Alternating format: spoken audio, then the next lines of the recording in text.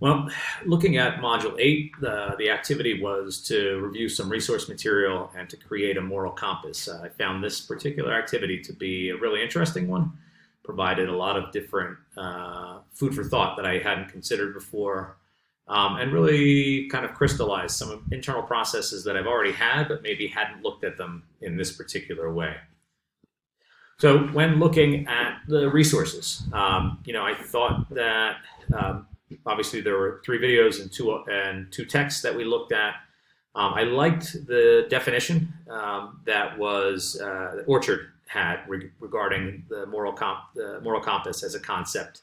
It can be simple in design, but yet can be widely different depending on our own internal values, ethics, ways that we make decisions.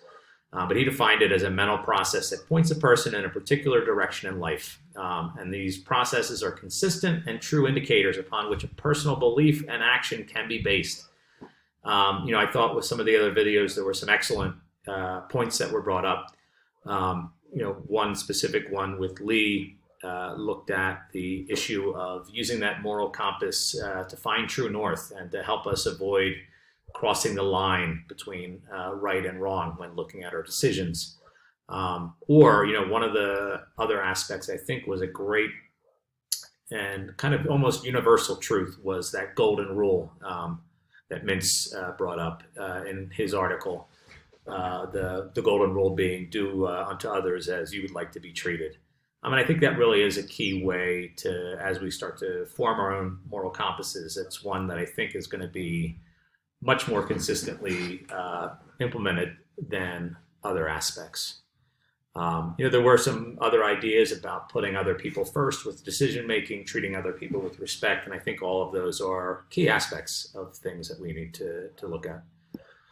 So looking at my particular moral compass, I started mine with the golden rule because I believe it's almost an elemental aspect of what we need to do. So treating others as we'd like to be treated is a good first step when thinking about decision-making processes.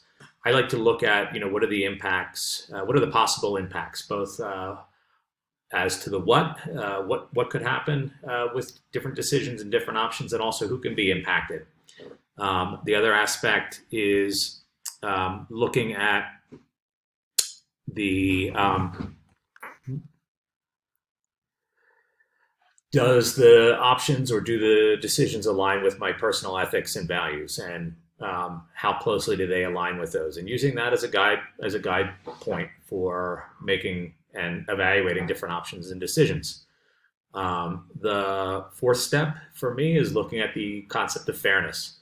So are the decisions that I'm making utilizing as much fairness as possible, fairness for other people, fairness for myself, and part of evaluating possible impacts and outcomes is evaluating that fairness.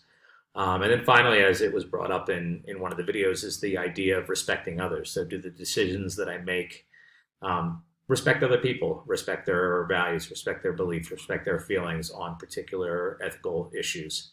And then finally, going back again to that golden rule as a possible way to, if I'm still stuck, looking at that as a final determiner. So we had our references. And then finally, looking at the addendum with the standard correlation.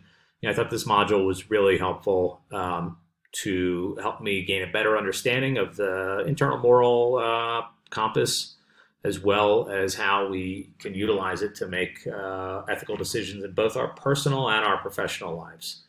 I found it to be highly relevant as both a current professional, a future classroom teacher, and a future educational leader. We're going to be asked to make ethical decisions on a regular basis. So having a moral compass and defining that, I think, is a key aspect. And then finally, this was a great opportunity for reflection, both about my internal moral compass, how do I make those decisions, and putting those ideas onto paper really helped me reflect and kind of identify more concretely my process. So thank you.